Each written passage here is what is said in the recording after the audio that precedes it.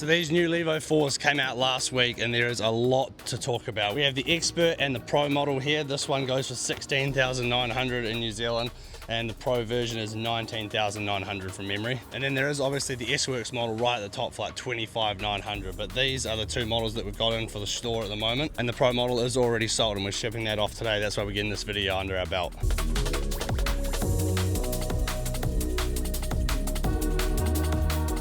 But before we look at all the new tech, we'll have a bit of a comparison. We've got last year's Levo here. It obviously isn't completely like for like. These are two carbon models and this is the top alloy model. Taking a little bit of a comparison between this bike and the Pro, the frame, as you can see, has been completely redesigned. Previous frame here does look very similar to the stump jumper.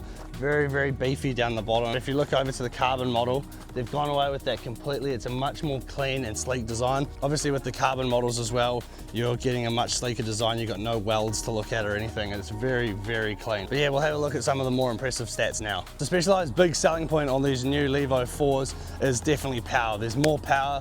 Their big catchphrase is the supernatural power. Previous model of the Levo was 90 Newton meters of torque.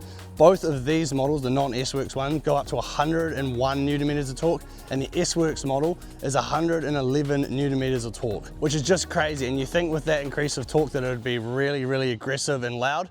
These motors are the smoothest and quietest motors that Specialized have ever made. Moving on to the frame, like I said, there's a completely new frame design. It's a lot sleeker and much more modern looking. They've moved away from the big swoosh they used to have down the side. They've also, for the first time, got internal storage inside the Levo. So once you pull the battery out, you can fit a little bag up here in the head tube, which is a really cool little feature they haven't had on the previous models. You can also customize the geometry you want. Steeper seat tube angle for best weight distribution when climbing.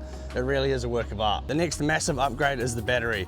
Up from a 700 watt hour battery, these models are now running 840 watt hours. There's also the option to run a 280 watt external battery, so you can add it up and get over 1,000 watt hours on just this Levo, which is crazy, one of the biggest battery options possible. But if you are looking to keep the weight down on these models, you can get a 600 watt hour battery, which doesn't take up quite as much space, and I think it saves you almost a kilo of weight. Power is nothing without control on the new Levo 4, so all of the range has been fitted with the new Genie rear shock, which helps keep the rear stuck to the ground. The higher volume creates a more supple feel than a standard air shock. One of the big upgrades that I am really excited about is that Specialized have finally added a decent sized LED screen to these bikes. Obviously the last model had a little one and they kind of stepped up from there.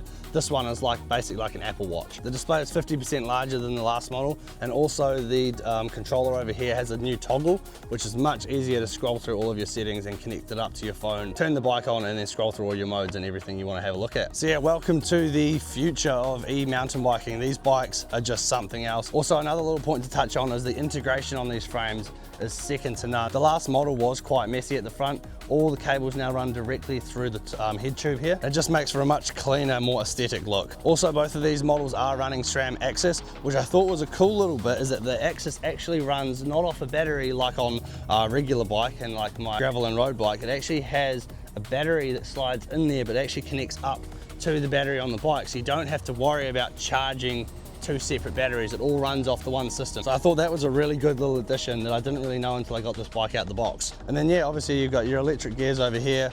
All models come with dropper posts, and alongside that they've also upgraded the saddles on both of these. These are both Specialized Mimic saddles, a much more comfortable saddle in my opinion than the one that came on the previous model. But yeah, unfortunately I won't be able to test ride these bikes today, but this one's going on the floor and the other one's about to be sent down to Nelson. If you do have any questions, you can go over to our website and have a look at both of these models and all the specs. Or if you want any more information, give the sales team a call at CyclingTom. Adam and Josh will be more than happy to give you guys a hand. And everyone in the comments, please tell Specialized New Zealand to send me one of these so I actually take it for a proper test ride. Right, cheers guys.